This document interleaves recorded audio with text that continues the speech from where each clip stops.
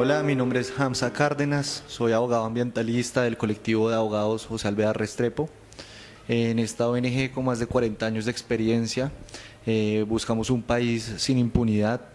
que defienda su territorio y sus poblaciones, que esté más consciente respecto del cambio climático y que luche y se empuje en unidad hacia la paz.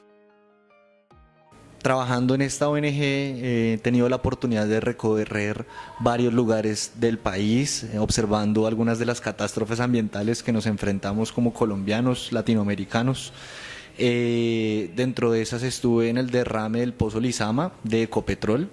un pozo el cual fue mal cerrado y abandonado por esta empresa de petróleos del Estado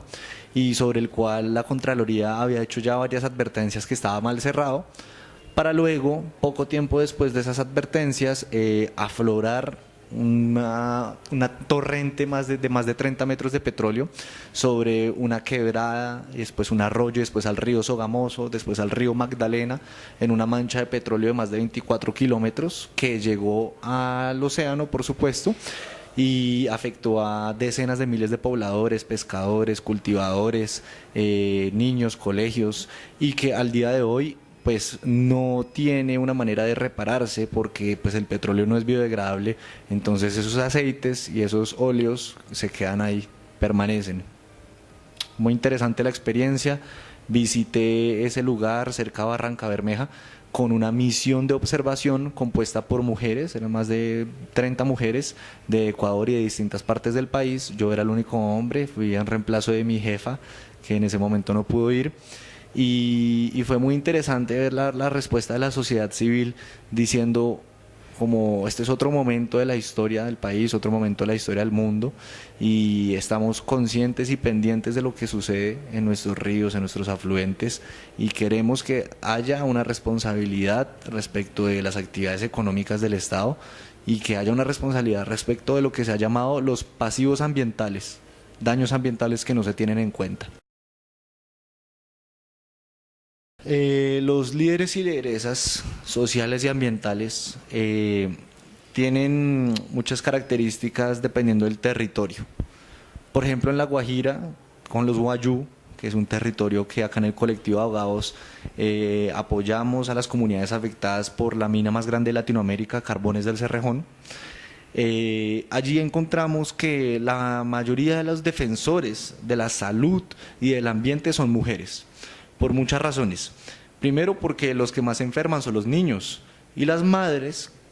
son las personas que pues tienen que sufrir estos impactos de sus hijos que ven enfermos con enfermedades crónicas que no curan, que tienen que desplazarse largas distancias para ir hasta los hospitales, centros médicos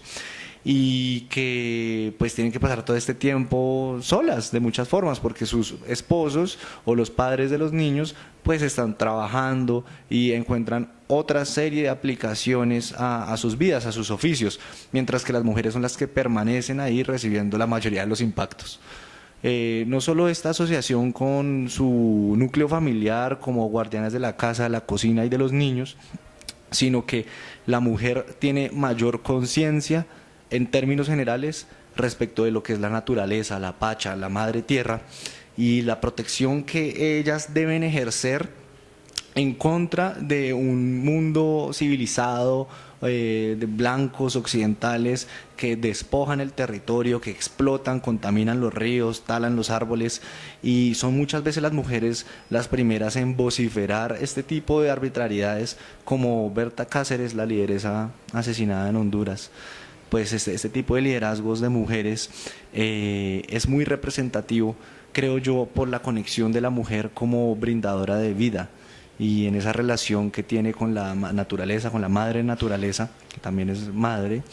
y cómo ellas se convierten en esas primeras líderes, esa punta de lanza, primera fila para defender el territorio, por sus familias, sus hijos, la naturaleza, el agua.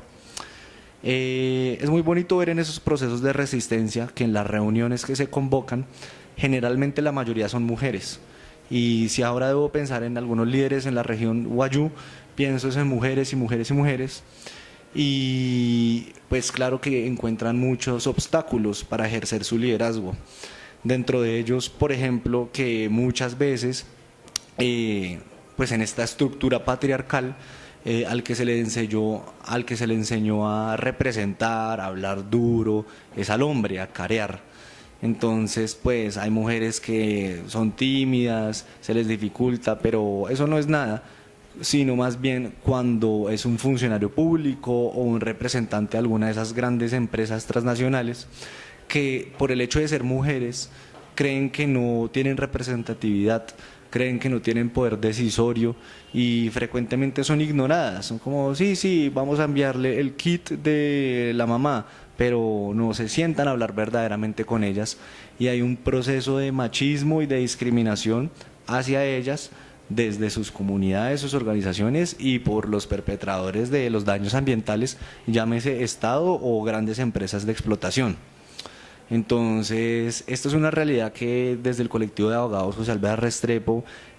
reconocemos y por eso queremos fortalecer el nivel de organización y las capacidades de las mujeres en el territorio, las grandes defensoras y lideresas, apoyarlas con los conocimientos y las formas de participación que sus derechos étnicos y como mujeres, derechos especiales que tienen para poder hacer valer su voz, su voto y su liderazgo. La más frecuente, hay varias, pero diría que la más frecuente es que la mujer es discriminada en su rol de líder. El líder se entiende aquel taita, chamán, varón, cacique, el hombre, el varón de la casa, el representante del hogar o de la comunidad.